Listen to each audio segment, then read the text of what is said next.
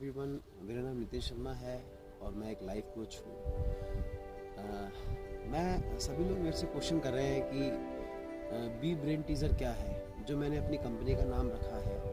B brain teaser का मतलब होता है, ब्रेन टीज़र का एग्जैक्ट मतलब होता है कि अपनी प्रॉब्लम्स को, अपनी समस्याओं को चुटकियों में सॉल्व कर देना। जी हाँ, मतलब कि परवरदिगार ने ये कोई वादा नहीं किया कि ये प्रॉमिस नहीं किया कि धूप निकलेगी तो बादल नहीं आएंगे, खुशियाँ होंगी तो मुसीबतें नहीं आएंगी।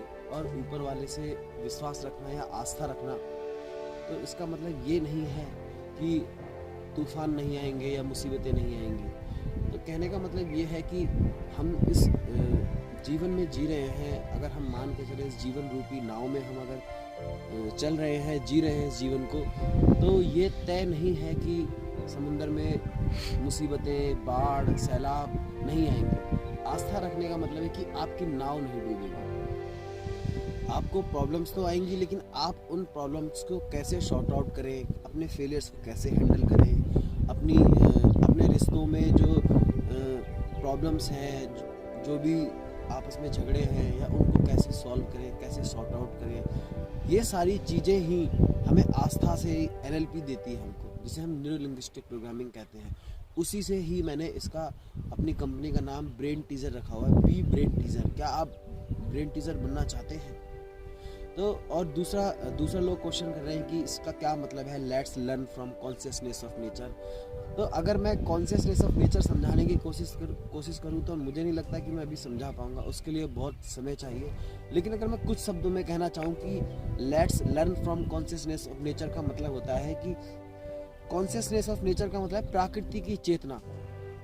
आप एक प्रोसेस जानते हैं, आपने एक बीज डाला और उसने किल्ला फूटा उसमें से, और इस तरीके से पौध तैयार हुई।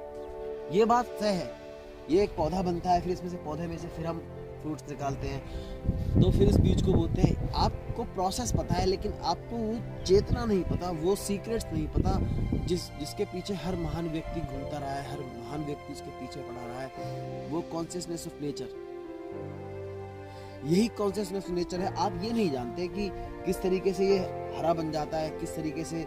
आप ये प्रोसेस जानते हैं कि इसमें फोटोसिंथेसिस प्रोसेस होता है, धूप लगती है इसलिए वो ग्रीन हो जाता है। वो एक प्रोसेस जानते हैं, आप एक मैकेनिज्म जानते हैं, और आप उस सीक्रेट को नहीं जानते, जिससे बहुत सारे साइंटिस्ट लोग पीछे पड़े रहते हैं। तो हमें हो सकता है मैं भी ना जान पाऊँ और आप भी ना जान पाओ कभी भी, क्योंकि जब उन लोगों, महान लोगों ने नहीं जान पाया, तो हम क्या चीज़ है, हम तो एक बहुत छोटे से लोग हैं।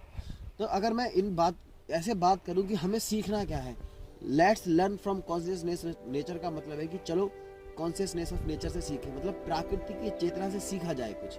और प्रकृति से चेतना से अगर हम सीखें, तो मैं कहता हूं कि ये पत्ता है, ये कभी बढ़ने की कोशिश नहीं करता, ये बढ़ता ही है, क्योंकि इसको बढ़ने के अलावा और कुछ आता ही नहीं है। लेकिन जब भी हम अपना कोई गोल या कोई लक्ष्य निर्धारित करते हैं कि हम अगले महीने कैसे दिखना चाहते हैं, कैसे हमारी फाइनेंशियल फ्रीडम हो, और कैसे हम अपने टाइम को एंजॉय कर पाए, तो हम उस चीज के बढ़ने के बजाय हम पीछे हटने वाली चीजें ज़्यादा सोचने लग जाते हैं। कोई भी काम बुरा नहीं होता, जो आप काम कर रहे हैं वही बेहतर है।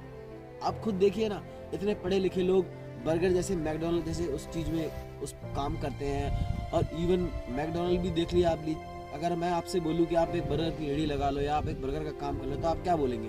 मैं नहीं करूंगा भाई इसको। क्यों नहीं? देखो आप मैकडोनल्ड को, है ना। ऐसे तरीके से कोई काम छोटा या बड़ा नहीं होता, बस आपको ये देखना है कि आप किस काम को किस तरीके से करते हैं।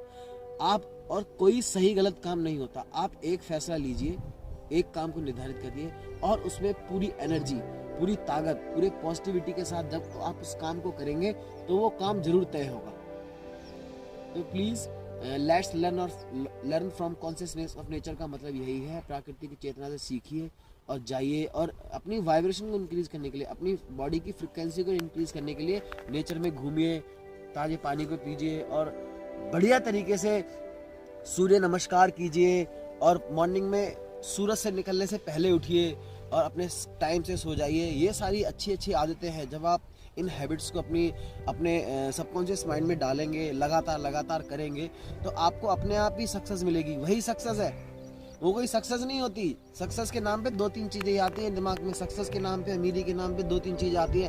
पैसा आएगा या गाड़ी आएगी। अरे भैया, पैसा और गाड़ी नहीं है, वो भी हिस्सा है सक्सेस का। अमीरी का वो हिस्सा है, वही सिर्फ अमीरी नहीं है। आपकी टांग काट के डाल दी जाए और आपको दे दिया जाए सब, फिर क्या करोगे आप? स्वास्थ्य भी जरूरी है, रिश्ते भी जरूरी हैं, है ना। रिश्ते नहीं है तो भी तो बेकार हो आप।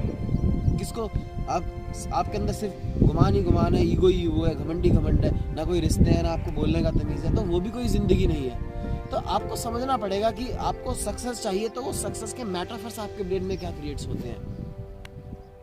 तो सक्सेस का मतलब होता है कि आपके पास, और रिच का मतलब होता है भरपूरता हर चीज में। और भरपूरता का मतलब आप अमीर हो धन से, आप अमीर हो अपने स्वास्थ्य से, आप अमीर हो अपने रिश्ते से, आप अमीर हो खूबसूरती से, आप अमीर हो हर चीज से, आप हर चीज से अमीर हो, आप हर चीज से धनी हो। धन का मतलब होता है प्रचुरता, बहुतायत, हर चीज की अधिकता। मतलब इतना जितना आप लें और ऐश करें अपनी जिंदगी को, यही जीवन है, यही सक्सेस है। ना कि ये कोई तरीका नहीं है। आपके पास लोगों को देखा होगा, लोग दिखावे करने के लिए कार खरीद लेते हैं, बड़े बड़े घर खरीद लेते हैं, फिर उन पे लोन होता है, फिर किस तरह स्ट्रेस में चिंता खा जाती है, फिर वही एंजाइटी वही बॉडी में आती है, वही बीमारी बन जाती है। फिर वो आप कहते हो ब्लड प्रेशर बढ़ गया है, शुगर बढ़ गया है, कैंसर बढ़ गया है, ये सब चीजें हैं। आप मस्त रहिए अपनी जिंदगी में, क्यों किसी को दिखाना है? जिंदगी आपके लिए है, उधार की थोड़ी मिली हुई है। तो प्लीज इन चीजों को समझिए और let's learn from consciousness of nature and be brain teaser.